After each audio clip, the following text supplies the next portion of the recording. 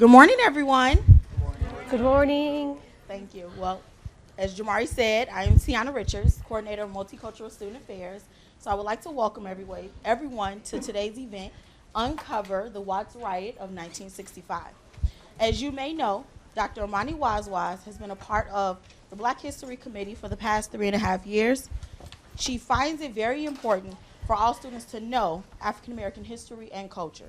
She finds it very empowering for African American students to take pride in their culture and to have a deeper knowledge of their history. She also finds the ability to write deeply empowering and very grateful that Moraine allows her to teach writing composition and research classes as well as creative nonfiction. Her areas of specialty are cultural studies and 19th and 20th century American literature in multi-ethnic contexts. She brings this background into her love of teaching of African American, non-Western, and American literature. So please join me in welcoming Dr. Amani Wazwaz as she gives you this discussion today. Okay, right, thank you everybody. Welcome African American Lit, welcome Career Development, and welcome to all the people who came here. And for today, let me begin, double check. Okay, so we're gonna be talking about Uncover the Watts Riot of 1965. From August 11, 1965, until August 16, 1965, the Watts Riot erupted. 6 days later, unfortunately, 34 people were killed. 4,000 arrests were made. 1,000 buildings were damaged, many put on fire. There was a lot of looting, and there were $40 million in damages according to the 1965 way of living. So if we were to compare it now, the $40 million in damages would be a whole lot more. 34 deaths, 34 lives lost, and many people's lives were gone, never the same again. What in the world happened? What went on? This was one of the most dangerous riots of the civil rights movement era. What had happened? So what we're going to be doing today is this. We're going to look at the historical background, and I am going to be stressing the human face tremendously here, the human face of the history, and then move into looking at the Los Angeles portion of the history, because this is where the Watts Riot took place. It took place in Los Angeles. I'm going to look into the incident itself and then an analysis of what had happened. So the presentation today will be divided into 3 segments. Let's begin with the historical background. So the Watts Riot took place in the Watts region of Los Angeles in 1965. Why were African Americans present there? What was the larger historical context? The larger historical context actually began with mass migrations. And I would like to ask my students in the audience, those of you with an African American ethnic background, those of you with African American ancestry, where did your grandparents or parents come from? Can I please have participation? Where did your parents or grandparents come from? Before they moved into Chicago, where were they? Anybody want to say? Yes. Alabama. Okay. Alabama. Mississippi. Alabama, Mississippi. Do you know? Louisiana. Alabama, Mississippi, Louisiana. And so if you notice over here, there is tremendous mass migration from the south going to the north, which a lot of people know about, but also going to the west. And yes, people do know about it, but maybe there should be more. I want to ask you, do you have a number on how many people migrated from the south to the north and to the west? starting from 1915 and going on into the 1970s. Do you have a number? How many? How many migrated? Yes. Probably in the high tens of millions. Okay. Less than that, but you are right concerning the millions. 6 million. 6 million people migrated starting from 1915, and they continued. They continued migrating. Now, so people of African American ancestry, of African heritage, their ancestors were forced out of Africa. Then they came to the South. So they developed roots in the South. They developed family and friendships in the South. Why in the world would 6 million people want to get out of the South? They didn't really want to, but why would they do that? Yes. The South had their strong discrimination laws against African descent. Okay, you are right. The South had a lot of discriminatory laws against people of African descent. So discrimination. Let's please add to what the gentleman said. There was discrimination. What else was there going on in the South? Yes, Max. The job opportunities. They wanted better livelihood for themselves and for their children and for their families. So discrimination, job opportunities. Let's add on to what? Let's add on to these reasons. Why would they leave? 6 million. That's a lot of people, a lot of families. Why would they leave besides discrimination, job opportunities? Anybody? Mike. I mean, I think you kind of already said it, but like there was a lot of like racism and stuff. Like there were groups that were like harassing them and trying to get them out and stuff. Okay, harassment. And there were groups. There were very violent groups. You are right, Mike. So we will begin here in order to eventually get to our discussion of the Watts Riot. Let's give a brief background of what was happening with the first Great Migration, which concentrated on African Americans moving from the South to the northern region.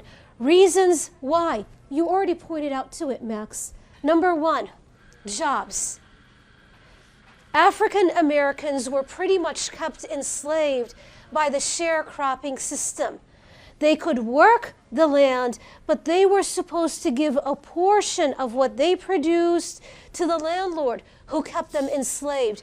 They did not have enough money for their own livelihoods. When people started to pack up, when word got around that in the North there was a possibility for them to make more money, people in the South did not like that. Why? Because the source of their cheap labor was going away, and they were very upset. A gentleman wrote in the South, in the newspaper, why hunt for the cause? Why is it that in the South we're worried about finding the reason about why they're all going away? It's as plain as the noonday sun, he wrote. He doesn't want to leave. He, the African American, doesn't want to leave, of course. They developed their roots and their culture in the South. But he knows if he stays here, he will starve. They have nothing to eat, no clothes, and no shoes. Pick up, go ahead, move someplace else, someplace that will give somebody respect and dignity. This was their dream. There was something else moving them forward. And that is what the gentleman in the back and Mike said, racism and violence. So racism and violence were pushing them away. Why do I have a tree up there? Mike? Lynching. Okay, lynching. So approximately every 4 days, an African American was lynched in the South. When you ask people who fled the South, why did you flee? They would say, I was scared.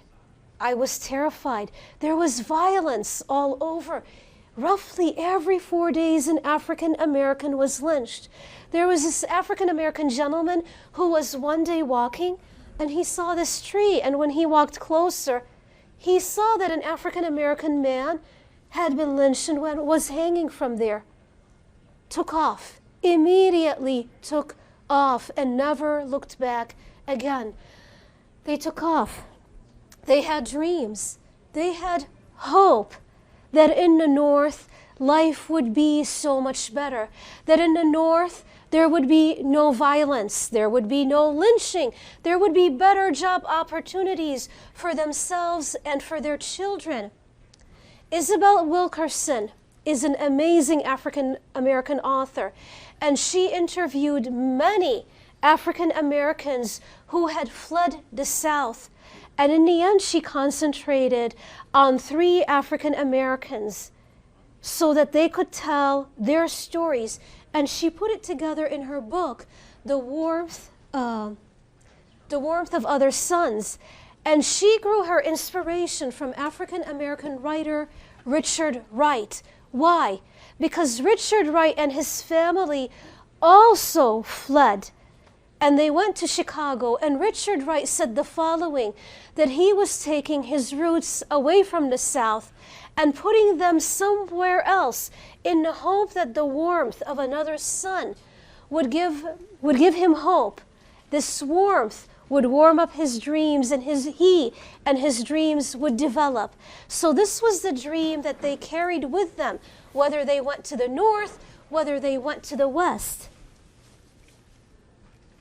These people who left the South, they tended to be educated.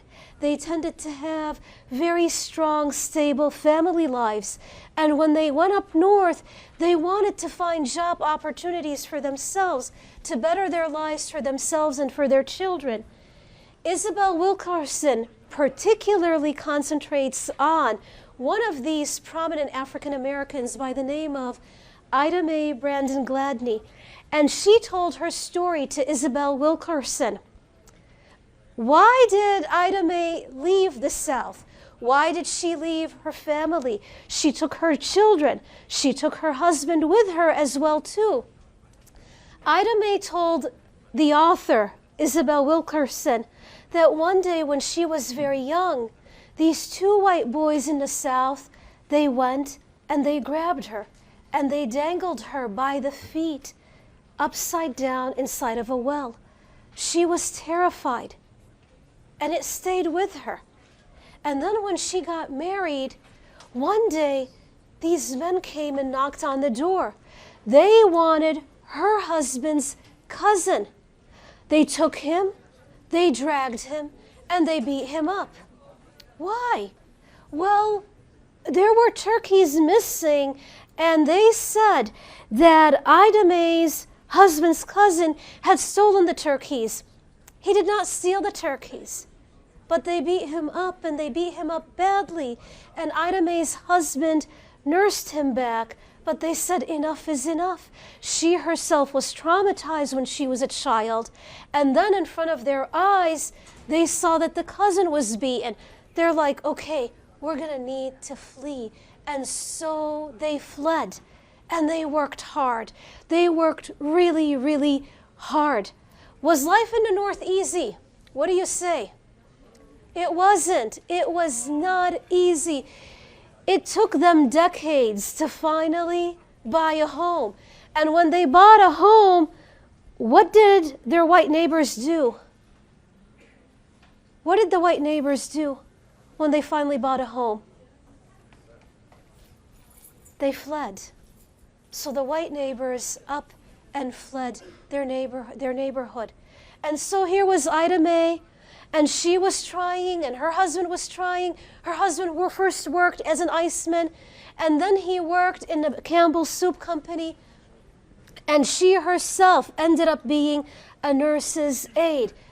African Americans who left the South were constantly trying very hard.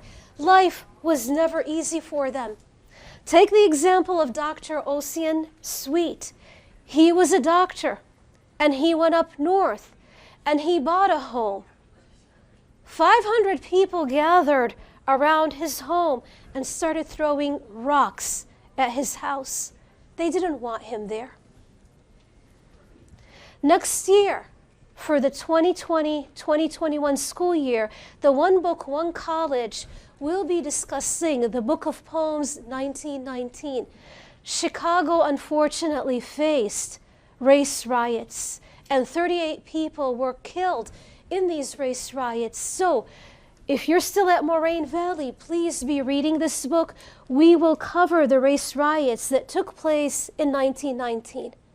So I covered the first Great Migration in general. So from the south to the north. But then what more people should know about is the travel to the west. What happened? Why did African Americans end up going to the west? We need to first take a look at the African American presence in the west.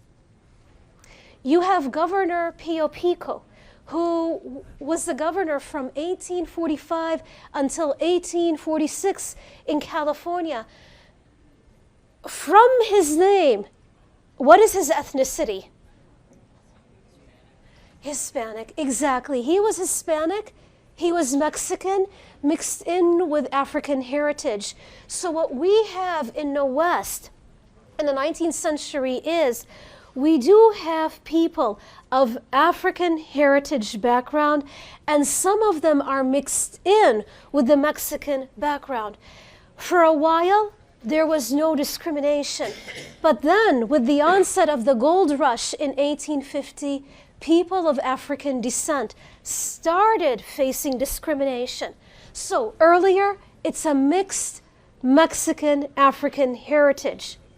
Not as much African Americans. Isabel Wilkerson says this: when there were railroads and there was a train, African Americans used it as a form of transportation to migrate and to go to another city, another place. So in 1880, the Santa Fe Railroad finished its construction. And so what you have is African Americans started going into Los Angeles.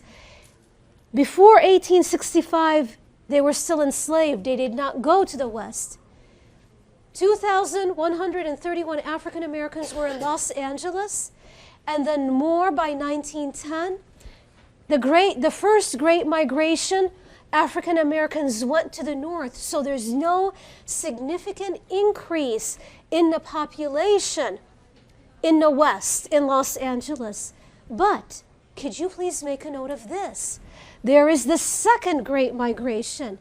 1940, there were 63,700 people of African American descent in Los Angeles. By 1965, the time of the Watts riot, look at how much it magnified. 350,000 people. There is a massive jump going on here from 1940 to 1965. So whereas before they fled to the north and they kept going to the north, now they started going west. How do you account for that? What are some of your guesses? Why? What happened? Why a move out to the north, to the west? A guess, a possibility. Why would they go? Yes, gentlemen.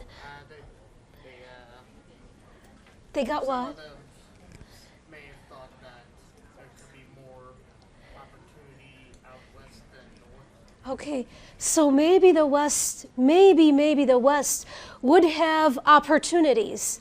So they're guided by the promise of the warmth of other suns as well too. So it's constantly the dream, the American dream. Maybe pick up their roots, and maybe those roots will blossom someplace else. Okay, maybe opportunities, and you are so right. Okay, so 1940, this coincides with what was going on during that time. 1939, 1940, 1941. What was going on? Who said that? Okay, the same gentleman, yes, the Second World War. So what was happening then was the defense industry needed workers. They needed workers, and so did the automobile industry, and so did other industries. So what President Theodore Roosevelt did was he issued Executive Order 8802, and he said the following. Franklin Roosevelt, I mean. So, and he said the following.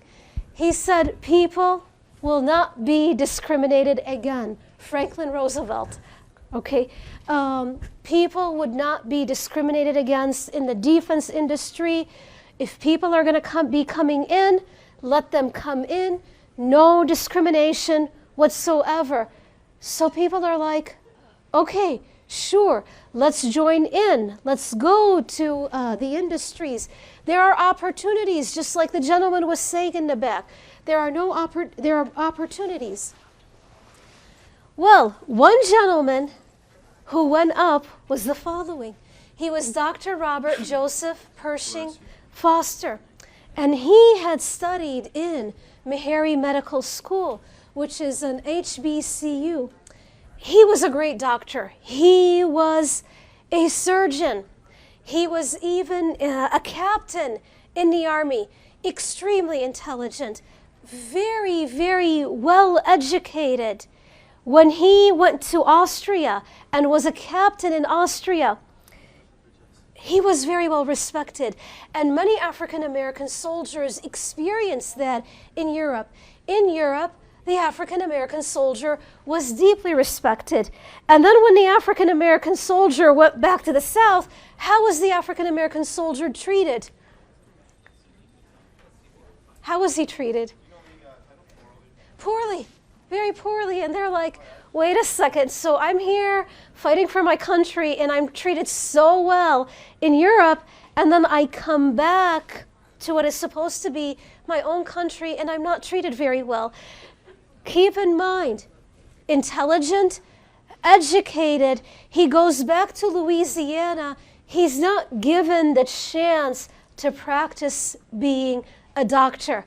He's got all this potential. He's got all this knowledge. He's got all of this experience in him, and he's not permitted to practice his own trade, his own art.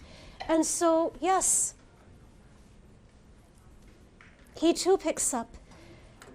And he too says, I'm going to go and head out west.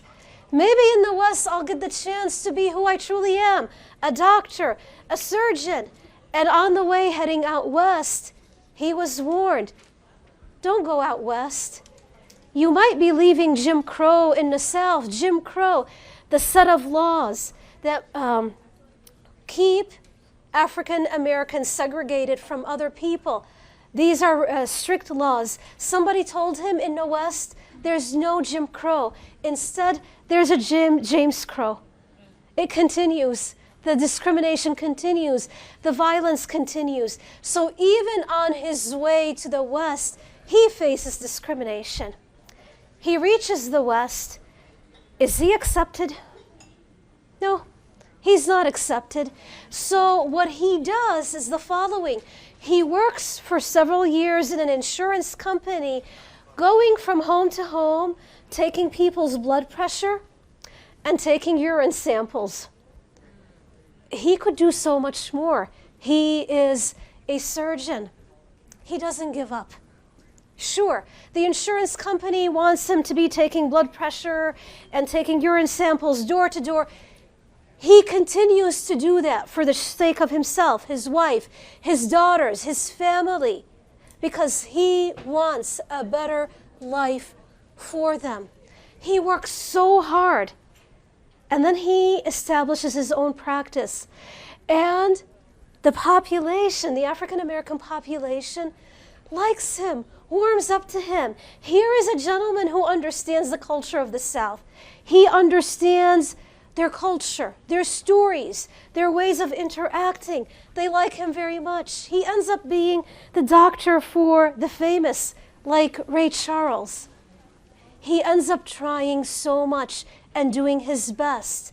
But he had to work very, very hard, like Ida Mae did.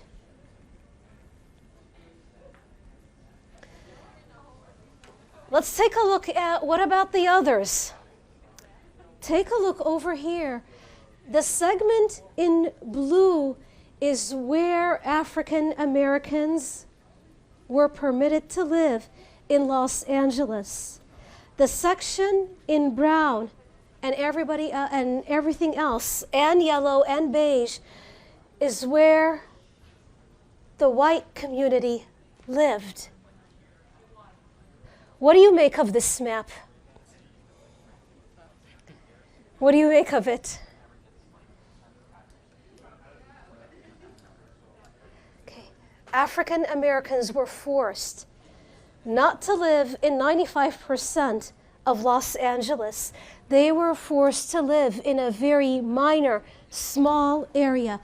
This continued, it did not stay. Let's go into the 1960s, the time of the Watts Riot. They are trapped. Granted, it grows. We said earlier that there were 350,000 African Americans trapped in a very small area. Everything else, you've got the Caucasian community is living in all of this area. All of these people are forced to live inside of here. What do you think their existence was like in such a small area? Many, many people forced to live in a smaller area in comparison. What was their day-to-day existence like? Yes, Chanel. Poverty. Chanel, you are right. The job opportunities were very scarce. So they're telling the African American community, you can only live in a very small area. You can't spread out. Well, there's housing discrimination. There's also very limited job opportunities. Let's add on more to this. What do you think their lives were like in such a constricted space? It's crowded. Yes, it's crowded. What happens when human beings are put into crowded areas? What is it? Nothing good. Nothing good comes out of it. Nothing good comes out of it. They were dreaming of the warmth of other suns. They did not get it here. They did not get it here whatsoever.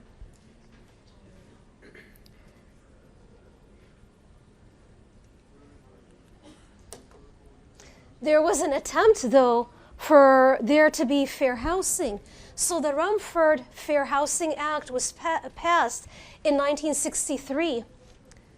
And this act asked for there to be equality and no discrimination in housing. The Civil Rights Act was passed in 1964, which was anti-discriminatory, and it asked people not to discriminate whatsoever. Well, then California passed Proposition 14, which overturned the Rumford Fair Housing Act and the Civil Rights Act of 1964. So what was passed for those two, Proposition 14 overturned it. So people kept on discriminating and not giving African Americans the chance to spread out and live elsewhere in Los Angeles. Besides there being unfairness in housing, what else do you think created a deep conflict in Los Angeles? Besides not being allowed to live wherever they wanted to live, what else must have troubled African Americans during that time? Conflict with whom? Yes.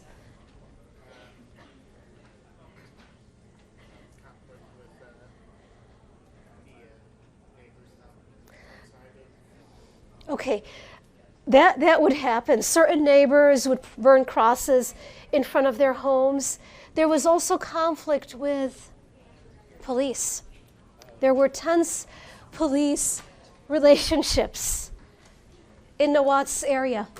So, Police Chief William Parker took over the Watts area from 1950 till 1966.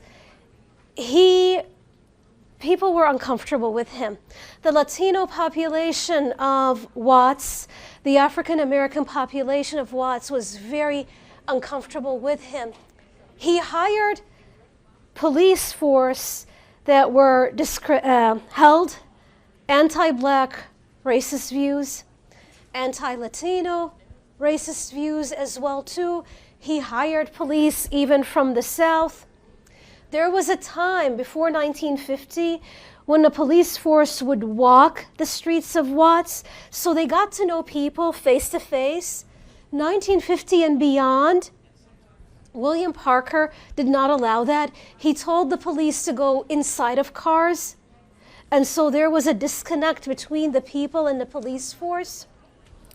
The police used discriminatory language when they were arresting African Americans. There was an attempt by the African American residents. Whenever something would happen, they would try to put in a complaint. They would give it to the police department, and people would not look into that complaint. So there were a lot of issues and problems going on with the police. So, with this going on, this is the historical background. It leads us to that very terrifying day on August 11, 1965. It was an extremely hot day in a congested area. Where are people hanging out on a very, very hot day in an already overcrowded area? Where are they hanging out? Okay. I wish they were hanging out on the streets. All right? They were hanging out on the streets, and so what happened was something happened. This young man over here, Marquette Frye, was driving, and he was driving rather erratically, and he was stopped by a police. And he and the police started joking. It started out with both of them joking. And the police said, "You're not driving right. Are you drunk? I gotta test you." And he's like, "Sure, yeah, I am drunk." So they're laughing about it initially. So his brother, right over here, so this is Marquette, and this is his brother Ronald. Ronald goes and he gets their mom, Rena. Rena comes to the scene where her son is being arrested. At first, Rena starts chastising her son. "Why are you drinking and driving? This is not right." So there is an argument, a family argument between the two sons and the mom. But then before we know it, Rena is hit. Marquette is hit. Police start fighting with the family. The family starts fighting with the police. If you notice over here, they're dragging the young man. It's really hot outside, and people are watching all of this. It's already crowded, and they're looking at what's happening. They're hitting an African American family. Rumor starts going around, they're hitting this woman. And another rumor is they're hitting a pregnant woman on top of that. And people start talking. And the rumor starts to get spread around, and more people come in. And then there are the people who witnessed all of this happening. Were they witnessing this for the very first time? Was this something that was happening out of nowhere? No. This was something that they felt they were very familiar with. So anger. They start becoming very angry. They start throwing rocks at the police. When the fire trucks start coming in, they start to block them. One side throws rocks, the other side starts shooting. Terrifying incidents start to happen. It goes out of control. The situation goes out of control. You had people burning businesses. These businesses had been giving the African American community meat that was rotten, that was spoiled. They were overcharging it. the people who were burning did not burn churches, did not burn libraries. They targeted businesses that they felt had wronged them. People were looting as well, too. They were taking from shops. They were taking goods from shops and running off with them. So, what does Chief William Parker do? The situation goes out of hand. The police are firing. The police are shooting. People are dying. A lot of African Americans are dying. 3 people from the white community ended up dying. He brings in the National Guard to bring in a sense of control to what was going on. So this area gets flooded with the National Guard as well as the police force. And as the days went on, what he did was this. He said there was going to be a curfew put in place after 8 o'clock. Anyone caught walking the streets of Watts after 8 o'clock would be arrested. 4,000 people ended up being arrested. 4,000 people. And some of them just for being out after curfew. Some of them claimed they did not know that there was a curfew going on. So they were just standing there. So they arrested them. So eventually, to go back over here, there were so many losses, 34 people dead, 4,000 arrested. So why did all of this occur? Well, there was this conspiracy going on. And the conspiracy said it was the fault of the communists. The communists were the ones who were spreading lies in the Watts neighborhood. They were telling people that they don't have job opportunities, and because they do not have job opportunities, they should rise up and rebel against the establishment. That was one conspiracy theory. Another conspiracy theory said it's the fault of the black Muslims. How is it that a community can go on for 6 days rioting and confronting the police and the National Guard, and for there not to be a leadership? It's not possible, they were saying. There must have been somebody who was directing all of these people to go out and riot. You just don't have that, people just rioting. So, communists or black Muslims. So one day there was a call, and the call said, oh, this black Muslim temple in Watts was hiding guns, and they were hiding arms. And people were so ready to believe that because they were thinking people cannot keep up a fight. All these people cannot keep up a fight for days and days without there being somebody leading them. So what they did was the police stormed the black Muslim temple and destroyed it. There were no guns. There was nothing. The leadership that they were looking for, it wasn't there. People were just insisted that there was a leadership. So what did they do? Just like what happens when there are many riots, a commission is sent out to investigate what happened. Why did this riot occur?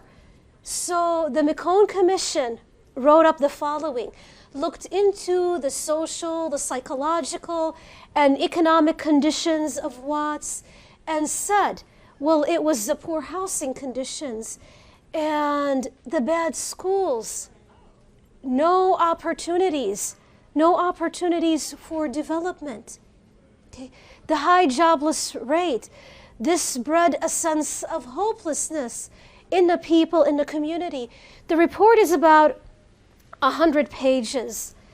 And when it came out, Professor of Sociology, Professor Anthony Oberschall said, you know, it went over the why, but it didn't go over the motivations. It did not go deep enough into what was going on. So as a sociologist who looks at civil unrest, he started looking into different theories to look at the deeper motivation for why the Watts riot occurred. Well, one theory that was proposed was the following, and the theory is called in sociology the criminal riffraff theory. And in the criminal riffraff theory, it proposes this idea that only a few disgruntled African American youth who were criminal in nature, who did not have a job, did not go to school, who were prone to criminal behavior, they were the ones who were after the Watts riot. So Professor Oberschall looked into this theory because that was one of the theories that was going on about the Watts riot. No, he looked into it. He had people interviewed in Watts. That's not true. The people who were rioting were not your small segment of teenagers who were out of control, who had a criminal background. He dismissed this theory. So what he did was the following. He interviewed people, and he broke them down into 4 categories. He said there were those who were the activists, roughly 34,000 people. No, those 34,000 did not have a criminal record or, teenagers who were out of control. They were between the ages of 15 and 44, predominantly men who were activists, and those who were looting. So 34,000 of these. But then he also noticed the following. There was another category that he felt should really be taken into consideration, and that was the people who sympathized, the people who stood and encouraged. And remember, he's a sociologist, so he interviewed people. He sent others in Watts to interview people. 35,000 people, activists, throwing rocks, looting, confronting the police. 70,000 people who encouraged all of this to go on. 70,000 people, 1,000 people who were standing on the sidewalks and encouraging the others. They were sympathetic to what was going on. And then there was also another portion that did not participate at all. Okay, they stayed in their homes, they went to work. And he says, we really have to take this into consideration because the media at that time was very inflammatory. We have to take a look. Not everybody was active, participating, but you had a very strong portion of African Americans who sympathized with what was going on. Well, why is that? Why is that? So the professor of sociology says the following. When the people saw what was happening to Marquette Frye, they took a look and they saw in him a symbol of all the wrong that was happening to them, to their families, and to their community. When they broke out in anger, they felt a sense of connection with one another. Frye came to be a symbol of all the grievances against them and what was happening to them. And here was a chance for them to all rise up and be together. He also said the following. There was the Pike Commission, along with the McCone Commission, and the Pike Commission said, if you want there to be changes, you got to make changes in police and community relationships. You can't have a predominantly Caucasian-centered police force. You got to bring in more African American police for there to be a change. You also have to have a fair review board, not made up of the police department. If they're going to take the complaints and they're not going to listen, you got to have a civilian police review board so that they could look at the complaints and fairly and objectively assess what is going on.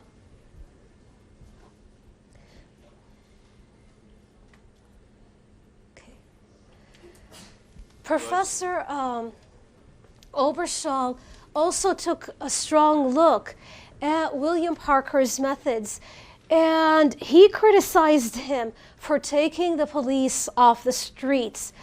The police would walk before 1950. I already mentioned this, but I'm going to mention it again. When the police walked on the streets before 1950, at least they got to know the families, the African Americans. Once he put them inside of the cars, there was that disconnect between the community and the police force. William Parker is also known for creating a sense of military presence in Watts. So he turned the city, he turned that portion of Los Angeles into a military field, and this also upset the African American community. Okay. So, the professor looked more into the motivations.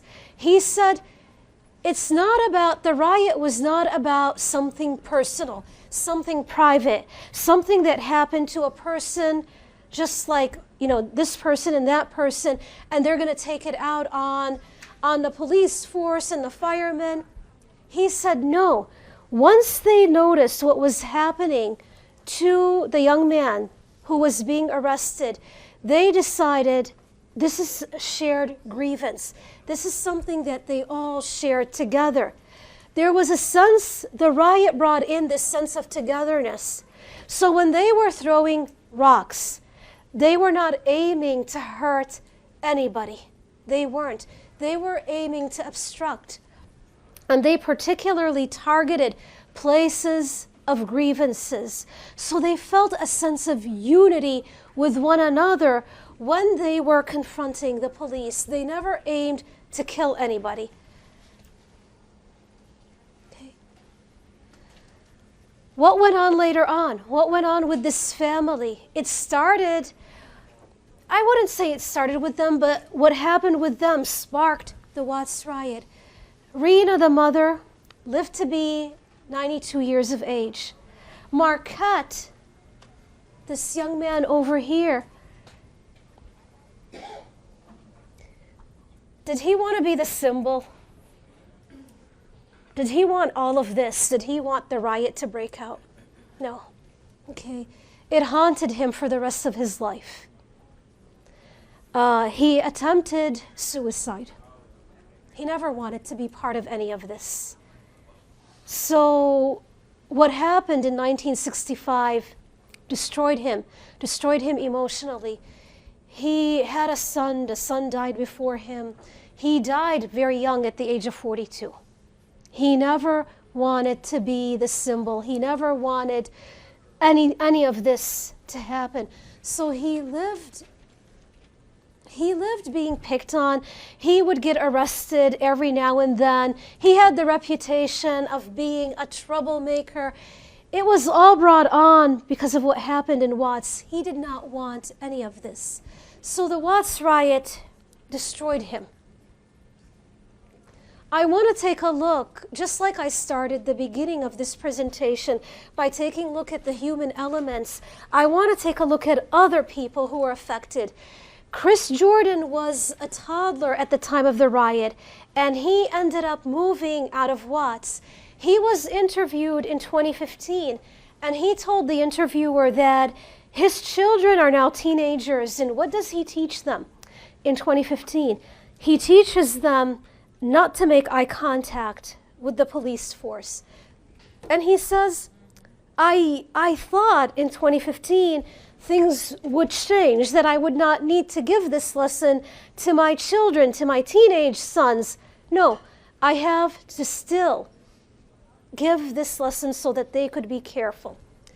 I want you to take a look at what Professor Henry Louis Gates has to say. He is a prominent African-American professor, and he said the following, that what happened in the Watts riot set the stage, continued racial tension between the police and African-American, actually stems in part from the battles on Los Angeles streets in 1965.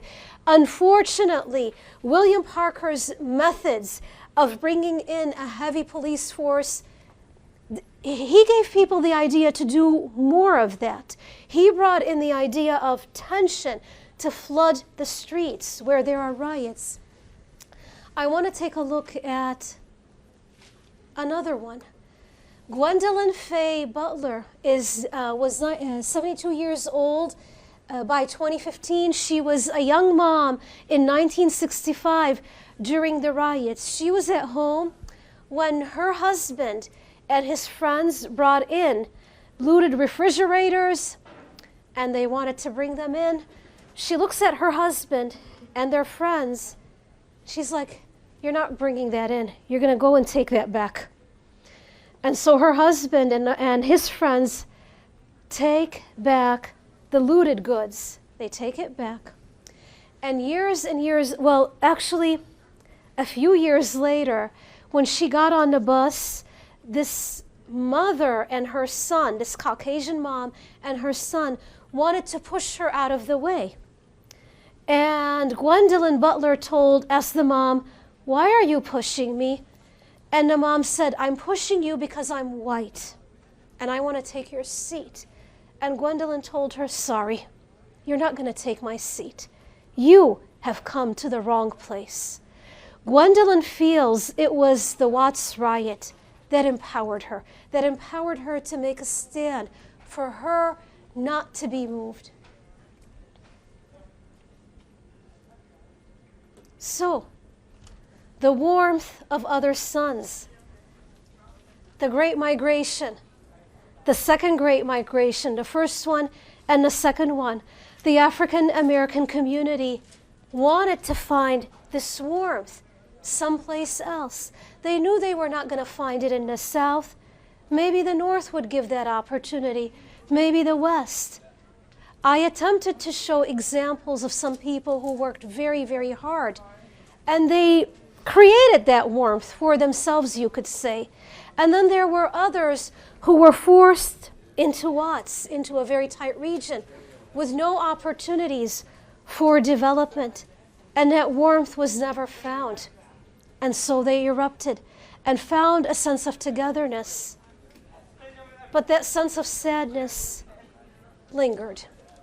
And so it's not one story, it's multiple stories. And maybe that warmth from another sun will one day be found. Thank you so much.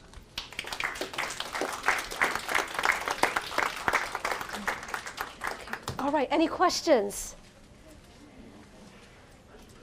My class has to stay. Everybody else? Yes. Yeah. Okay. Okay, give me a second. Class, most of you in our African American Lit, I want you to stay. I do want you to stay. The others, you're welcome to stay, or you may leave. I understand you have another Miss Yusuf's class. class still has a little bit of time as well. What is it? I said Miss Yusuf's class, Hiam's class still has a little bit of time here Okay, as well. all right. Please have a seat. Okay. All right. So my question basically was, can you make the connection between how they were forced to live in these communities and what we know as the ghettos today, Yeah. and how we see the structure of the cities today and the inner city today? Can you make that connection for us? Okay. So what a lot of people still say is that it's still going on, that Shania, in article after article that I've read, it would always end with, and the McCone Commission made these suggestions and nothing happened. And the Pike Commission made these suggestions and nothing happened as well too. So we continue to see it. We continue to even see these types of neighborhoods not far away, like maybe 20, 30 minutes, right over here in our very own Chicago. So it continues going on as well too. My African American Lit class this very Thursday is going to be reading In Darkness and Confusion by Ann Petrie. And this short story takes place in 1943. It's a result of the Harlem riots. What's great about writing and writing fiction is it helps you to take a look inside of the souls of people. And so what you notice is people are not just living in overcrowded positions, but it's taking a toll on them emotionally. Whenever you put people in a very tight position, that's what it's doing. It's taking a toll on them. They feel there's no hope. When their surroundings are not clean and are not organized, which is what I would witness when I was going to Loyola and taking the red line, is I would see the area needed more cleaning. The area needed somebody to take care of it.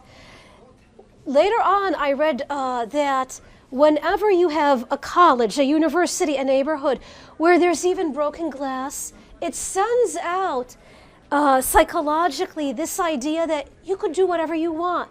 We don't care about you. So, you know, people who lived in 1965 were children or teenagers or young moms and dads. They're like, it's still going on. Things have not really changed that much. More questions, please.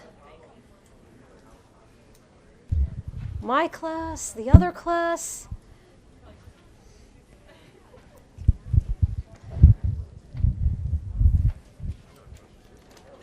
Jamari, Marquise, yes. Just one question. Do you think that it's like an uncanny parallel between the Watts riots and the riot that happened with Rodney King in 1992? That there is a connection between them? Uncanny parallel. Yeah. Oh, yes. No, there is, you know, this is what happens when there is no sincere attempt to remedy the situation. Like for Rodney King, the video, what happened and how he was mistreated in 1992. Like for Marquette, it was, they were, you know, there was like a fight going on. And for Rodney King, it was tape recorded and the videotape was shown all over. And people in the United States of America woke up in 1992 to be like, what's going on here? I agree with you. The word that you use is uncanny. 1965, 1992, history repeats itself all over again. And what they say in spirituality, in philosophy is, for the individual, for a community, if something is not remedied, if there is no healing, it's going to become again and again and again until there is a sense of healing. We did not see in 1992 a sense of healing going on. You know, I witnessed what had happened. A lot of my students were not born at that time, but it was a very uncanny repetition, as you're saying. Mike. What happened to the brother? What happened to Ronald? I don't know, Mike. I do not know. I concentrated. I like to find out about the human side of the story, and they concentrated on the mom dying at the age of 92, and then I concentrated on Marquette himself and just his attempt at suicide. Like, it's something that I focused a lot on. It's something that I could look into more, Mike. What happened to Ronald? Please, yes, Google it. Ronald Frye. Ronald Frye. Anybody else, please? Anybody? Questions? Brianna? Any questions? Jamari? Chanel? Any questions? Besides questions, what about reactions? Your reactions. Can you please, share your reactions? How many of you knew of the Watts riot? How many of you would like to share? Please share your reactions to what you heard.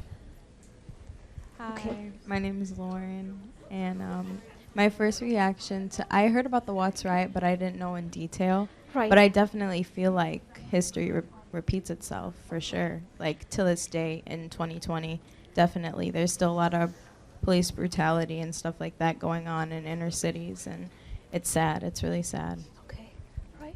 So you had knowledge of it, but not in detail, and you do see history repeating itself. Yes, Chanel. I would say, just to go off what you said already and what she said, it's very obvious that history repeats itself. Just growing up and experiencing some of the ghettos, and from what I learned in your class and just from what we learned today, Right. it's like, for me, like the guy, I can't recall his name, the police chief. William Parker. He looks very evil, and I feel like a lot of things back in the 60s, 70s, 80s, I feel like a lot of laws and different things were put into place to destroy the black community. And it's like everything that they try to kind of undo as time, progressed, it seems like we're degressing. We're not progressing. And history is going to continue to repeat itself until, and I said this in class, until we all die. It sounds really bad, and it sounds like, girl, but it's the truth. Until it's all done and over, I feel like we're going to continue to experience these things. As black people, we can get up every morning, we can rise above the occasion, we can be better, we can raise our kids to be better. But if everything is set in place to go against us, it's like, okay, like we can do these things, we can try to win, we can, but it seems like no matter what it is, the odds are always against us. So it's like, yeah, let's be good, let's do good, let's do it. But if you're telling me that all these laws are set into place, the laws need to be changed, first of all. That's the problem. The laws are screwed up. That needs to be changed. And then it's like, okay, if we're still talking about things that happened way back when, and it's still going on today, really, what do we do? That's really the question, because when you said that with the riots, I wanted to say something really bad, but I'm like, let Ms. Was do her thing. When you said that they went into the black Muslim temple or whatever it was, they're like, it has to be someone who's leading this, because they think that as blacks we're too stupid to actually get together, form a community, come together, and rise above it. So it's somebody. It was too big of a deal for these blacks to have come together and did this. For them, it's like they don't even care why we're rioting. That was the thing for me. They didn't. It wasn't why we're rioting. How do we make this better? It's they're rioting. It's a problem, and that's, as black people right then and there, that should have said something to us. Together, we will destroy them. We will destroy them if we come together. We're gonna fall. Like, it's gonna just all fall apart if we don't come together. But again, as a black person, somebody who comes together, somebody who's willing to stand for the cause, we can do all these things and come together. But again, if everything is set in place to go against us, we're never truly gonna win. We're gonna come to the point where we got the Martin Luther Kings and the Malcolm X's, and everybody's doing their thing. But still in all, it still never really made a big difference. So I just think that my opinion on it is that love conquers all, outside of the whole race thing. And in life, you have love and you have hate. It's those who choose to hate, they're the problem. And when we choose to love and help each other and stand in unity, we win that way. Whether we're white, black, Caucasian, Mexican, whatever it is, choose love over hate. And that's like one of the biggest things we could do to start to move forward. Thank you, Chanel.